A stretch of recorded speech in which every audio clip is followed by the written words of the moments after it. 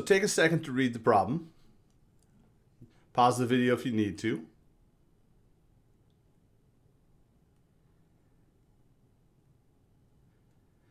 So in this case, we're being asked to do a confidence interval for the mean. So we have to recognize that we have to pick the right formula, then we're going to follow what the formula tells us, and that's how we're going to come up with a solution. In order to pick the right formula, we have to go back and figure out what do we know. So in this case, we were told that the number of steps were normally distributed and that they had a standard deviation of 412 steps per day. So that applies to all students. So we know that the standard deviation sigma is 412, the population is normally distributed, and we have a sample of 20 students who averaged 2,237 steps. Now, let's pick the right formula. So grab your formula sheets, let's take a look. First question we have to answer every time. What is the parameter of interest? So in this case, we are trying to estimate the population mean. So the parameter of interest is mu. Okay. Next question. Do we know sigma? In this case, yes, we know the standard deviation for the entire population. Now, is our population normally distributed? Yes to that also. So in this scenario where you are after the mean of a population, you're trying to estimate or answer a question about it, you know sigma and the population is normally distributed, then there isn't a sample size requirement. Any sample size will do. So in this case, all right, we are going to use these two formulas. We have our sampling distribution, and then after we do a little algebra, we come up with our confidence interval formula over here on the right. Okay, so this is the formula we're going to use in this particular. So we've chosen the formula. We already know x bar, sigma, and n. The key at this point is to find our z-scores, and we've done this 100 times by now. So we're going to draw a z-graph. We want to have our plus and minus, our two cutoffs, our two critical values on the graph. The area between them needs to be 0.90, all right, to correspond with the 90% confidence we want. So that leaves us a total area of 0.10 in the two tails. Half of that is 0.05. Now to find this z-score, we're going to use the inverse norm function. Okay, and you should get 1.645 for the positive z-score and negative 1.645 for the negative z-score. So this is where the plus and the minus in the formula comes from. Okay. So now we're just going to plug in our numbers. We have a mean of 2,237. Again, plus or minus our z-score of 1.645 times the standard deviation of 412 over the square root of 20, which is our sample size. We want to simplify this. Now remember, addition and subtraction have the lowest priority. So we got to take care of what's in the parentheses and multiply that by 1.645. And so here is our simplified version. All right, we have our 2,237 plus or minus, give or take, 151.5. So our point estimate is 2,237. Our margin of error is 151.5 steps per day. So if I had to bet on one number for what the average is, I would bet on 2,237. Almost guaranteed to be wrong. So to give myself a 90% chance of finding the real average for all UT students, I need to have a margin of error of 151.5. So now when we subtract the 151.5 from the 2237, okay, we end up with 2,085.5 steps as our lower estimate for the mean. And then when we add 151.5 to our estimate of 2237, we get 2,388.5 steps. Okay, so we have the interval as a point estimate plus or minus a margin of error. Now we've rewritten the estimate as an interval. You can also express this as an inequality. Okay, mu is bigger than 2,085.5 but less than 2,388.5. Okay, all three of these forms you need to be familiar with and able to go back and forth. So let's look at the next example. Go ahead and read the problem. If you need to, pause the video.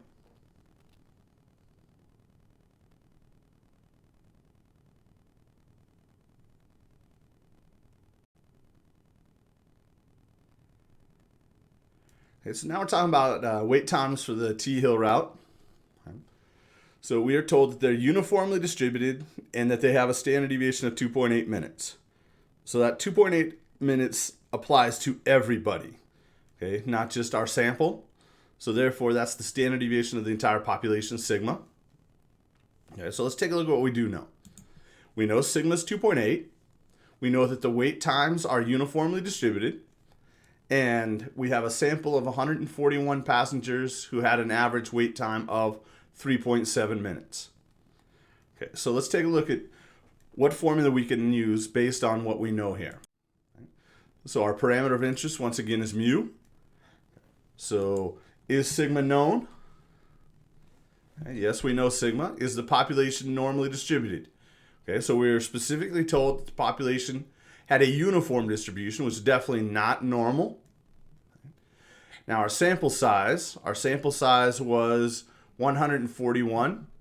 Okay, so our sample size is bigger than 30, which means we're going to have the same sampling distribution, the same foundational equation.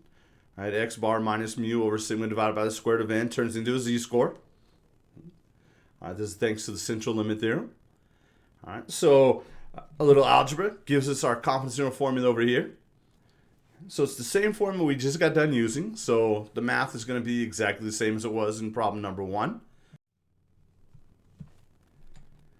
All right, so we've chosen this formula, and we know x bar, n, and sigma. They're right there on the screen. Okay. So now we have to find the z-score. 99% confidence level, so we want the area in between our two z-scores to be 0.99, left over 0.05 on each end. Little inverse norm, and we find out our z-score is 2.576. So now I'm just going to plug in all my numbers. Okay, so make sure you are clear on where those numbers are coming from. So after that, we're going to simplify. 3.7 is our estimate. That's our sample mean. Again, give or take 0.61 minutes. 0.61 is what we get when we take the 2.576 and multiply it by the 2.8 divided by the square root of 141. So we have our point estimate of 3.7 minutes plus or minus our margin of error of 0.61 minutes. So that's one format that the confidence intervals might be displayed in. Okay. You also have to be ready to look at them as an interval. So 3.7 minus 0.61 gives me a lower estimate of 3.09 minutes. And again, 3.7 minutes plus 0.61 minutes gives me an upper estimate of 4.31 minutes. Okay, so we have this in the point estimate plus or minus the margin of error format. We now have it in the format of an interval. And finally, we also need to be comfortable writing this as an inequality. Okay, so yes, we've only taken a sample of 141 passengers who are riding the T-hill route. Okay, but we are 99% confident that the average wait time of everybody who rides on the hill route is going to be between 3.09 minutes and 4.31 minutes. So let's look at another example. Okay, so take the time to read through the problem.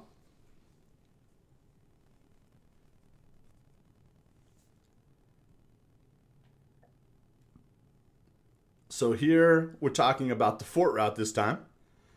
Again, times are uniformly distributed. We're told the standard deviation for all passengers, so we're told sigma. Okay, we have a sample of 15 passengers with the mean wait time of 5.2 minutes. And once again, we want to find a 99% confidence interval for the average wait time. So we know sigma. We know the population is uniformly distributed. We know our sample size, and we know our sample mean. So when we go to choose our formula, the parameter of interest once again is mu. We're after the average or mean wait time. Okay. We do know sigma. Right? Is the population normally distributed? No, it's uniform. And in this case, our sample size is less than 30. So in this case, the techniques we have are not adequate. We can't use either of the formulas that we have on our formula sheet for doing confidence intervals for mu. Okay? So we're actually not going to do this problem. Right? When you have a population that is known to be not normally distributed and you have small samples, right, then the distribution of our sample mean x bar is not so predictable. All right, small samples, anything can happen. All right, so let's look at a couple more examples. You can pause the video if you need to take a minute to read this.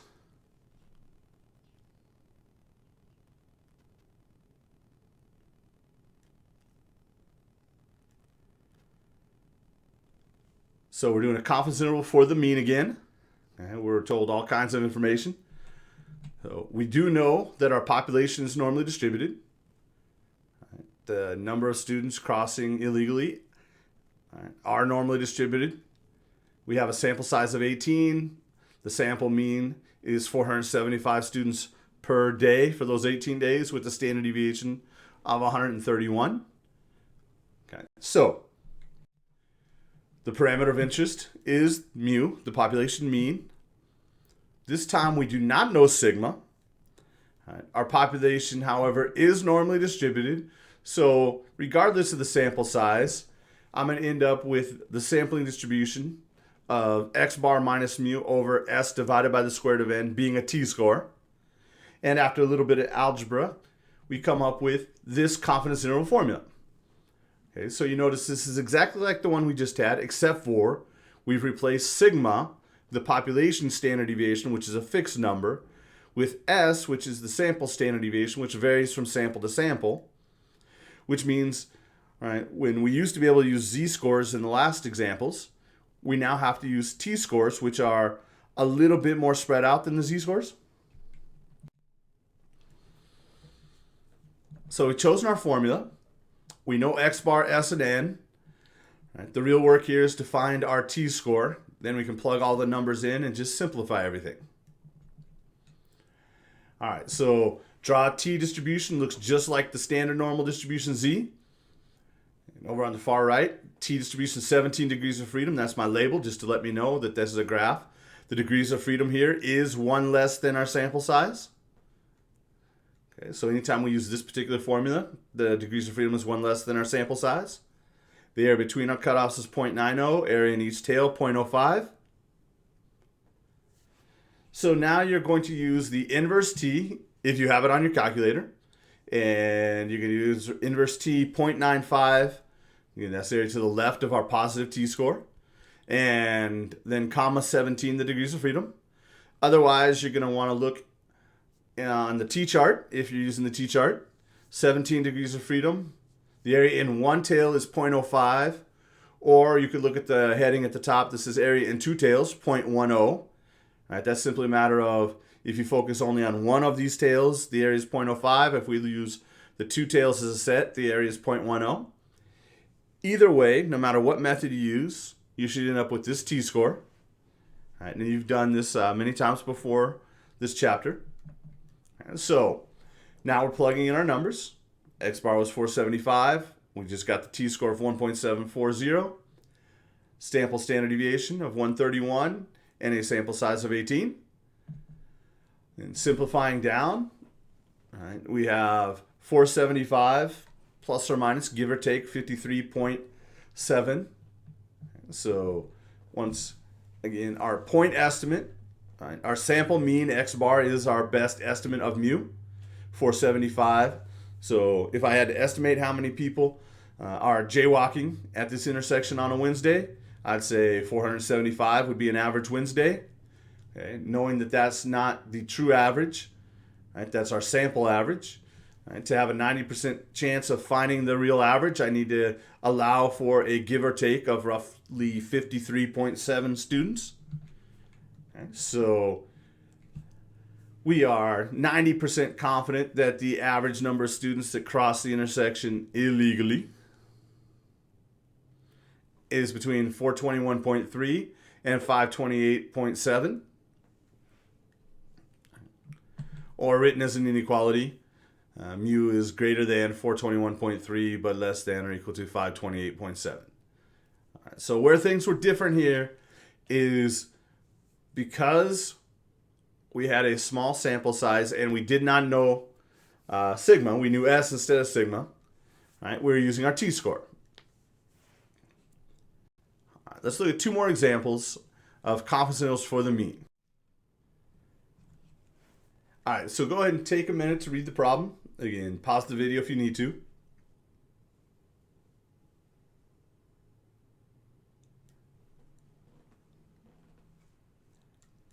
We are after a 95% confidence interval for the average number of hours UT sorority members spend on homecoming. Okay, so we know what we're trying to accomplish. Let's think about what information we have to work with. Okay, so the problem told us that the times are skewed left. This makes sense. Most of the time, right, they're spending a lot of hours, but a few members are not spending nearly as much time as others. Okay, so we have a sample of 81 sorority members who spend on average 27.4 hours with a standard deviation of 9.1 hours. So our parameter of interest is mu. Is sigma known? We do not know sigma. We don't know the standard deviation of all sorority members. Okay, is the population normally distributed? No, we know that it is skewed left. Our sample size is bigger than 30, so because of that, we are going to be able to use the same formula we did last time, our t-score based formula. All right, and our confidence interval formula will be the exact same formula as we had in the previous example. So we know we're going to use this formula. X bar, S, and N, we've already clearly decided on. We have to find the right t-score. So we want to be 95% confident. We're going to start by drawing a t-graph, putting on our two cutoffs, one on the right, one on the left. The area in between them needs to be 0.95. Okay, so that leaves me 0.05 as my leftover probability. That's 0.25 in each tail. You're either going to use the chart or the inverse t to find the t-score of negative and positive 1.990. And now that we have the t-scores, we're going to plug them in. And from here, it's just a matter of simplifying. So we have 27.4 hours, give or take 2.0 hours. And we have our point estimate, 27.4 hours. Our margin of error is 2.0 hours. As an interval, this would be 25.4 to 29.4 hours. As an inequality, we're saying the average time is somewhere between 25.4 and 29.4 hours per sorority member spent on homecoming. All right, so now let's look at our final example dealing with confidence intervals for the mean. Take a second to read the problem.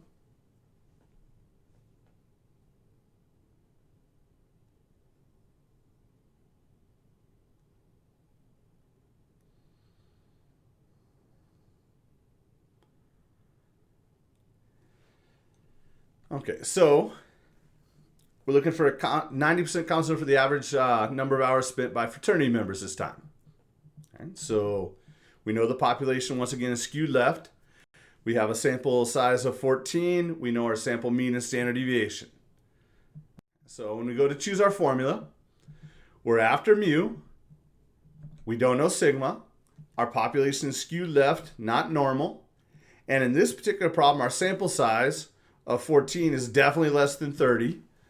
Okay, so under these conditions where we don't know sigma, we have a population that's not normal, and we have a small sample size.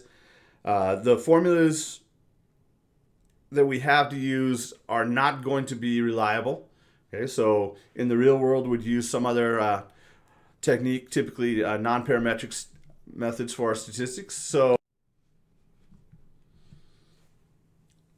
for the second time, we find ourselves in a situation where the conditions that we have to work with do not give us a formula that will work to find our confidence interval.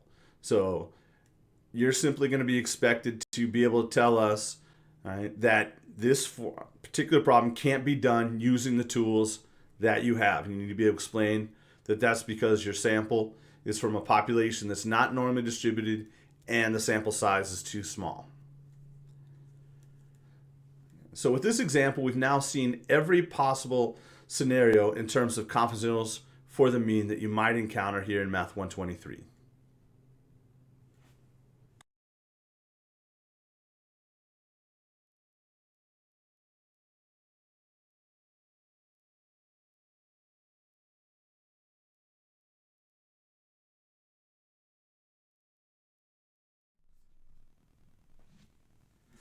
If you have any questions about the topics covered in this video, or anything else that's happening in your statistical reasoning class, talk to your instructor, go to their office hours, or take advantage of the free tutoring available in the Math Tutorial Center.